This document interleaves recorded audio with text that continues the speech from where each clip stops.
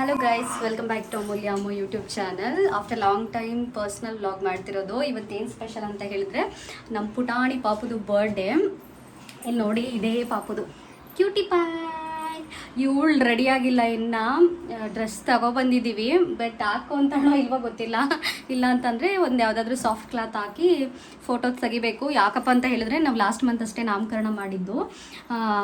Dresses ತೊಗೊಬಂದಿದ್ದೆಲ್ಲ waste ಆಯಿತು. ಅವಳು ಹಾಕೇ ಇಲ್ಲ, ಮತ್ತು ಫೋಟೋಗೂ ಕೂಡ ಫೋಸ್ ಕೊಡಲಿಲ್ಲ. ತುಂಬಾ ಕ್ರೈಯಿಂಗ್ ಮಾಡ್ತಾ ಇದ್ಲು. ಮೊದಲಿಗೆ ನಾನು ವೀಡಿಯೋ ನೋಡ್ತಿರೋರಲ್ಲಿ ಯಾರು ನನ್ನ ಚಾನಲ್ ಸಬ್ಸ್ಕ್ರೈಬ್ ಆಗಿಲ್ಲ, ದಯವಿಟ್ಟು ಸಬ್ಸ್ಕ್ರೈಬ್ ಆಗಿ ಅಂತ ಹೇಳ್ತಾ, ನನ್ನ ಬೇಬಿಗೆ ಬರ್ಡೇ, ಹ್ಯಾಪಿ ಬರ್ಡೇ ಬಂಗಾರಿ. ಥ್ಯಾಂಕ್ ಯು ಹೇಳು. Thank you, say thank you. ಇವತ್ತು ಆ್ಯಕ್ಚುಲಿ ಸ್ವಲ್ಪ ಬ್ಯುಸಿನೇ, ಬಟ್ ಆದ್ರೂ ಈ ಪರ್ಟಿಕ್ಯುಲರ್ ಡೇನ ರೆಕಾರ್ಡ್ ಮಾಡಿ ಇಟ್ಕೋಬೇಕು ಅಂತ ಅಂದ್ಬಿಟ್ಟು ಒಂದು ಸ್ವಲ್ಪ ಶಾರ್ಟ್ ಆಗಂಗೆ ವೀಡಿಯೋ ಮಾಡ್ತಿದ್ದೀನಿ. ಯಾಕೆಂದರೆ ನನ್ನ ಮಗಳು ಬರ್ಡೇ ಆಗಿರೋದ್ರಿಂದ ಸೊ ಮೆಮೊರಿನಲ್ಲಿ ಇರಬೇಕು, ಅವಾಗವಾಗ ನಾನು ಈ ವಿಡಿಯೋ ನೋಡ್ತಿರಬೇಕು. ಅದರಿಂದ ಇವಾಗ ನಾನಿಲ್ಲಿ ಲೆಹೆಂಗಾನ ಹಾಕೊತಾ ಇದ್ದೀನಿ. ತುಂಬಾ ಸಿಂಪಲ್ ಆಗಿರೋದು. ಆದಷ್ಟು ಸಿಂಪಲಾಗಿ ಸೆಲೆಬ್ರೇಟ್ ಮಾಡೋಣ ಅಂತ ಅಂದ್ಬಿಟ್ಟು ಮಾಡ್ತಿರೋದು. ತುಂಬ ಸೆಲೆಕ್ಟೆಡ್ ಪೀಪಲ್ಸ್ಗಷ್ಟೇ ನಾವು ಬರ್ಡೇಗೆ ಇನ್ವೈಟ್ ಮಾಡಿರೋದು. ತುಂಬ ಜನಕ್ಕೆ ಯಾರಿಗೂ ಹೇಳಿಲ್ಲ, ಯಾಕೆಂದರೆ ಲಾಸ್ಟ್ ಮಂತ್ ಅಷ್ಟೇ ನಾವು ನಾಮಕರಣನ ಮಾಡಿರೋದ್ರಿಂದ. ಸೊ ಇವಾಗ ಹೇಗಾಗುತ್ತೆ ತೋರಿಸ್ತೀನಿ ರೀ. ತುಂಬಾ ಸಿಂಪಲಾಗಿ ಡೆಕೋರೇಷನ್ನ ಮಾಡಿಸಿದ್ದೀವಿ. ಸೊ ಅದನ್ನೆಲ್ಲ ತೋರಿಸ್ತೀನಿ ಈ ವಿಡಿಯೋದಲ್ಲಿ. ನಾನು ಬನ್ನಿ, ಮೊದಲು ಇವಾಗ ರೆಡಿ ಆಗಿಬಿಡೋಣ, ನೆಕ್ಸ್ಟು ವಿಡಿಯೋದಲ್ಲಿ ಸಿಗ್ತೀನಿ.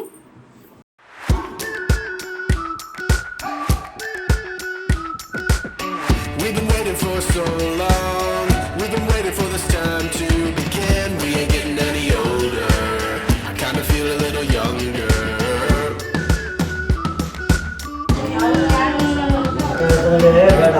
And embrace the day. The sun is out.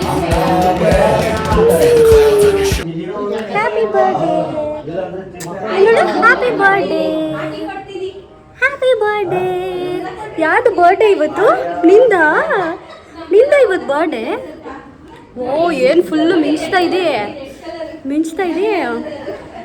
ಬುರುಡೆ ಏರಿದ್ರೆ ಚೆನ್ನಾಗಿರ್ತಿತ್ತು.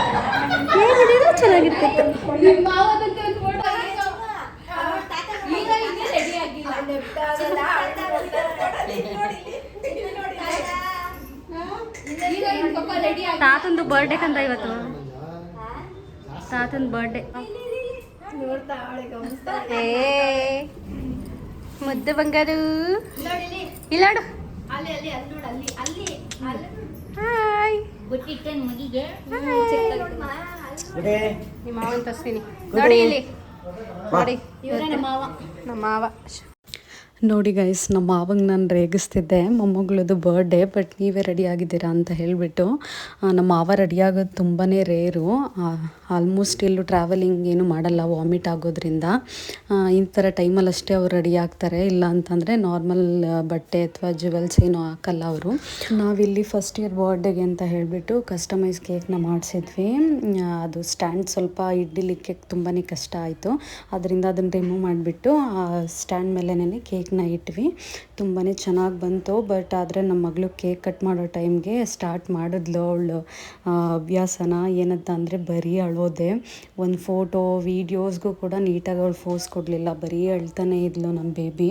ಅದೇ ಒಂದು ತುಂಬಾ ಬೇಜಾರಂತ ಅನ್ನಿಸ್ತಿತ್ತು. ಹಾಗೆ ನಾನು ಕೇಕ್ ಕಟ್ ಮಾಡೋ ಟೈಮಲ್ಲಿ ಹ್ಯಾಟ್ ಹಾಕಿ ಸೆಲೆಬ್ರೇಟ್ ಮಾಡೋಣ ಅಂತ ಅಂದ್ಬಿಟ್ಟು ಹ್ಯಾಟೆಲ್ಲ ತೊಗೊಬಂದಿದ್ದೆ ಮಕ್ಳಿಗೆ ಅಂತ ಹೇಳ್ಬಿಟ್ಟು. ಬಟ್ ಈ ಗಡಿಬಿಡಿನಲ್ಲಿ ಏನನ್ನೂ ಹಾಕೋಕ್ಕಾಗಲಿಲ್ಲ. ಅವಳು ಅಂಥ ಸ್ಪೇಸೇ ಕೊಡಲ್ಲ ನಮ್ಮ ಮಗು, ಏನಕ್ಕೆ ಅಂತಲೇ ಗೊತ್ತಿಲ್ಲ. ಅಭ್ಯಾಸನೇ ಆಗ್ತಿಲ್ಲ. ನಾನು ನಾಮಕರಣದಲ್ಲೂ ಅಬ್ಸರ್ವ್ ಮಾಡಿದೆ, ಹೋಲ್ ಡೇ ಬರೀ ಕ್ರೈಯಿಂಗೇ ಮಾಡ್ತಾಳೆ. ಪಾಪ ಹತ್ತು ಕಣ್ಣೆಲ್ಲ ಊದ್ಕೊಂಡ್ಬಿಟ್ಟಿತ್ತು. ನಾಮಕರಣ ಆದಮೇಲೆ ನಾವು ಬರ್ಡೇ ಏನು ಮಾಡೋದು ಬೇಡ ಅಂತಲೇ ಡಿಸೈಡ್ ಮಾಡಿದ್ವಿ. ಅವಳು ಅಷ್ಟೊಂದು ಅಳ್ತಾಳೆ, ಸುಮ್ಮನೆ ಅವಳಿಗೆ ಏನಕ್ಕೆ ಸ್ಟ್ರೆಸ್ ಕೊಡೋದು ಅಂತ ಹೇಳಿಬಿಟ್ಟು. ಬಟ್ ಆದರೆ ಏನು ಮಾಡೋದು, ಫಸ್ಟ್ ಇಯರ್ ಬರ್ಡೇ ಅವಳ ಮನಸ್ಸಿನಲ್ಲಿ ಮೆಮೊರಿಯಾಗಿ ಉಳ್ಕೋಬೇಕು. ಫ್ಯೂಚರಲ್ಲಿ ಅವಳು ಫೋಟೋಸು ಅಥವಾ ವೀಡಿಯೋಸ್ ನೋಡಿದಾಗ ಅವಳಿಗೆ ಫಸ್ಟ್ ಇಯರ್ ಬರ್ಡೇ ಅಂತ ನೆನಪಾಗಬೇಕು ಅನ್ನೋದೊಂದೇ ಮೇಯ್ನ್ ರೀಸನಿಂದ ನಾವು ಸೆಲೆಬ್ರೇಟ್ ಮಾಡಿದ್ದು. ಬಟ್ ಆದರೆ ಅವಳು ಫೋಟೋ ವೀಡಿಯೋಗೂ ಕೂಡ ಫೋಸ್ ಕೊಡಲಿಲ್ಲ. ಮತ್ತು ಕೇಕ್ ಕಟ್ಟಿಂಗ್ ಇನ್ನು ಚಿಕ್ಕ ಮಗು, ಅದನ್ನೆಲ್ಲ ಅರ್ಥ ಮಾಡ್ಕೊಳ್ಳೋಣ. ಬಟ್ ಅವಳು ಜನರು ನೋಡಿದ್ರೇ ಅಳೋದ್ರಿಂದ ನಮಗೇನು ಅಂತ ಖುಷಿ ಫೀಲ್ ಆಗಲ್ಲ. ಐ ಮೀನ್ ಅಳ್ತಾನೆ ಇರ್ತಾಳಲ್ಲ, ಒಂಥರ ಬೇಜಾರಂತ ಅನ್ನಿಸ್ತಿರುತ್ತೆ. ಆ ಮೂಮೆಂಟಲ್ಲಷ್ಟೇ ಜಸ್ಟ್ ಕೇಕ್ ಕಟ್ ಮಾಡಿದಾಗಷ್ಟೇ ಸ್ವಲ್ಪ ಸುಮ್ಮನಿದ್ಲು. ಅದು ಬಿಟ್ಟರೆ ಇನ್ನು ಫುಲ್ಲು ಎಲ್ಲರ ಹತ್ರನೂ ಫೇಸ್ ನೋಡಿ ನೋಡಿ ಅಳ್ತಾನೆ ಇದ್ಲು. ಅದರಿಂದ ನಾನು ರೂಮಿಗೆ ಕರ್ಕೊಂಡೋಗಿ ಬರೀ ಸಮಾಧಾನ ಮಾಡಿದ್ದೇ ಆಯಿತು. ಹಾಗೆ ಬಟ್ಟೆನೂ ಅಷ್ಟೇ, ತಂದಿರೋ ಬಟ್ಟೆ ಏನನ್ನೂ ಕೂಡ ಹಾಕಿಸ್ಕೊಳ್ಳಲ್ಲ ಅವಳು. ಅದರಿಂದ ನಾವು ಶಾಪ್ ಮಾಡಿರೋ ಬಟ್ಟೆನೂ ಕೂಡ ಹಂಗೇ ಇಟ್ಟು ನಾರ್ಮಲ್ ಯಾವುದೋ ಸಾಫ್ಟ್ ಕ್ಲಾತ್ ಹಾಕಿದ್ಮೇಲೆ ಸ್ವಲ್ಪ ಆಮೇಲೆ ಕಂಫರ್ಟಬಲ್ ಫೀಲ್ ಮಾಡಿದ್ಲು ಅವಳು. ನೋಡಿ ಈಗಲೂ ಕೂಡ ಅಳ್ತಾನೆ ಇದ್ದಾಳೆ.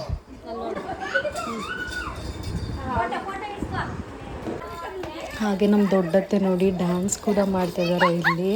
ಅವಳು ನಮ್ಮ ದೊಡ್ಡತ್ತೆ ಡ್ಯಾನ್ಸ್ ನೋಡಿ ಸ್ವಲ್ಪ ನಕ್ಕಲು. ಅದೊಂದು ಸಾರಿ ಸ್ವಲ್ಪ ಖುಷಿ ಅಂತ ಅನ್ನಿಸ್ತು. ಹಾಗೆ ನನ್ನ ಫ್ರೆಂಡ್ಸ್ ಮಕ್ಕಳೆಲ್ಲರೂ ಕೂಡ ಬಂದಿದ್ದರು. ಅವರಂತೂ ಅವ್ರ ಜೊತೆ ಎಲ್ಲ ಕಿತ್ತಾಡೋಕ್ಕೆ ಹೋಗ್ತಿರಲ್ಲ ಇವಳು. ಅದೇ ಮಕ್ಕಳ ಜೊತೆ ಸ್ವಲ್ಪ ಅಡ್ಜಸ್ಟ್ ಆಗ್ತಾಳೆ. ಅದೇ ದೊಡ್ಡವ್ರನ್ನ ನೋಡಿದ್ರೆ ಮಾತ್ರ ಅಳೋದೇನೆ.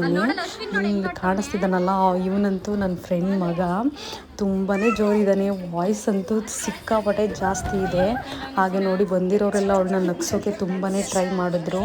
ಒಂದು ಸ್ವಲ್ಪ ನಕ್ಕಲು, ಆಮೇಲೆ ಮತ್ತೆ ಅಗೇನ್ ಅದೇ ಥರನೇ ಸ್ವಲ್ಪ ಜಾಸ್ತಿ ಜನ ನೋಡಿಬಿಟ್ರೆ ಅಳೋದು ಆ ಥರನೇ ಸ್ಟಾರ್ಟ್ ಮಾಡಿದ್ಲು. ಅದರಿಂದ ಫೋಟೋಸು ವೀಡಿಯೋಸ್ ಏನು ಬೇಡ, ಆದಷ್ಟು ಸ್ವಲ್ಪನೇ ತೊಗೊಳ್ಳೋಣ ಅಂತ ಹೇಳಿಬಿಟ್ಟು ಅದನ್ನಷ್ಟೇ ತೊಗೊಂಡ್ವಿ. ಎಷ್ಟಾಗುತ್ತೆ ಅಷ್ಟೇ ಸಾಕು ಅಂತ ಹೇಳಿಬಿಟ್ಟು. ಮತ್ತು ಊಟಕ್ಕೆಲ್ಲ ನಾವು ಭಟ್ರಿಗೆ ಹೇಳಿರೋದ್ರಿಂದ ಅದೊಂದು ಹೆಲ್ಪ್ ಆಯಿತು. ನಾವೇ ಕುಕ್ಕಿಂಗ್ ಮಾಡೋದಾಗಿದ್ದರೆ ಮಗುನೂ ನೋಡಿಕೊಂಡು ಬ್ಯಾಲೆನ್ಸ್ ಮಾಡಲಿಕ್ಕೆ ಕಷ್ಟ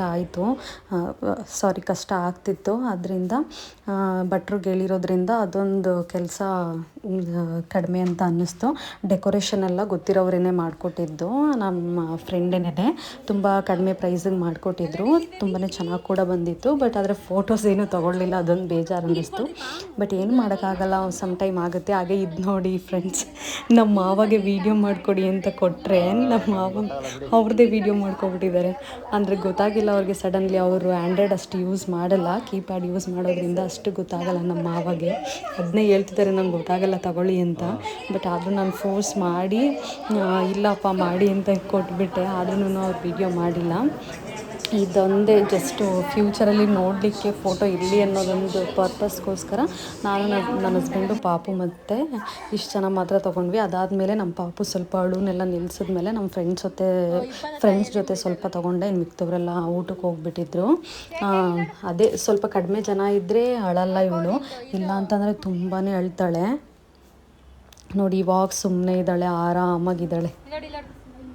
ನನ್ನ ಫ್ರೆಂಡ್ ಮಗನ್ನ ಹೆಂಗೆ ಅಬ್ಸರ್ವ್ ಮಾಡ್ತಾಳೆ ಅಂತ ಹೇಳಿದ್ರೆ ಚೆನ್ನಾಗಿ ಆಟ ಆಡ್ತಿದ್ರು ಇಬ್ರು. ಅದೊಂದು ಖುಷಿ ಅಂತ ಅನ್ನಿಸ್ತು.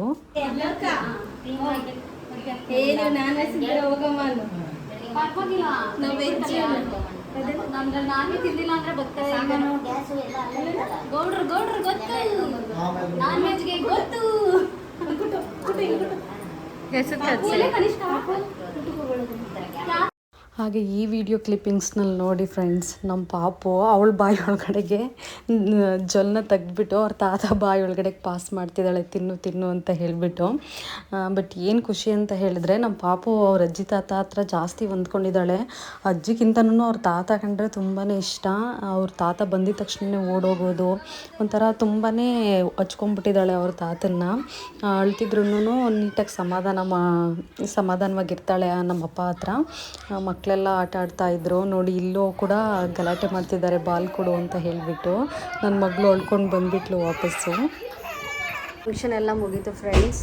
ಬಟ್ ಆದರೆ ನನ್ನ ಮಗಳು ಒಂದು ಸಿಂಗಲ್ ಪಿಕ್ಕಿಗೂ ಕೂಡ ಪೋಸ್ ಕೊಟ್ಟಿಲ್ಲ, ಬರೀ ಅಳ್ತಾನೆ ಇದ್ಲು.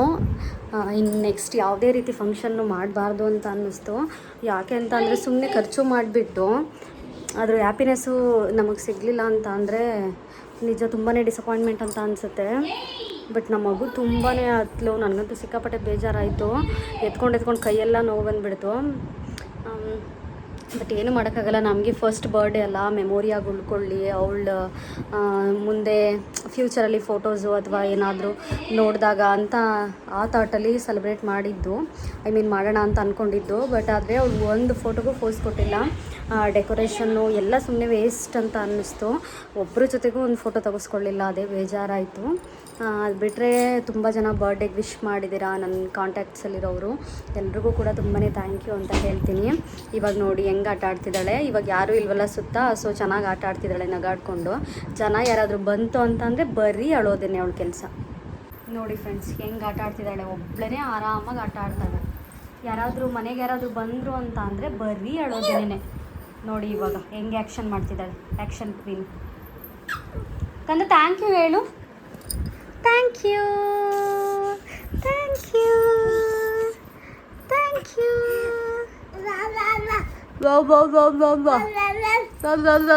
ಬೀಳಬಾರ್ದು. ಸೊ ಇದಾಗಿತ್ತು ಇವತ್ತಿನ ವಿಡಿಯೋ. ಐ ಹೋಪ್ ಈ ವಿಡಿಯೋ ಇಷ್ಟ ಆಗಿದೆ ಅಂತ ಅಂದ್ಕೊತೀನಿ. ಈ ವಿಡಿಯೋ ಇಷ್ಟ ಆಗಿದ್ದಲ್ಲಿ ಲೈಕ್ ಮಾಡಿ, ಶೇರ್ ಮಾಡಿ, ಕಮೆಂಟ್ ಮಾಡಿ ಅಂತ ಹೇಳ್ತಾ ಮುಂದಿನ ವಿಡಿಯೋದಲ್ಲಿ ಮತ್ತೊಂದು ಕಂಟೆಂಟ್ ಒಂದಿಗೆ ಸಿಗ್ತೀನಿ. Thank you for watching. Bye bye.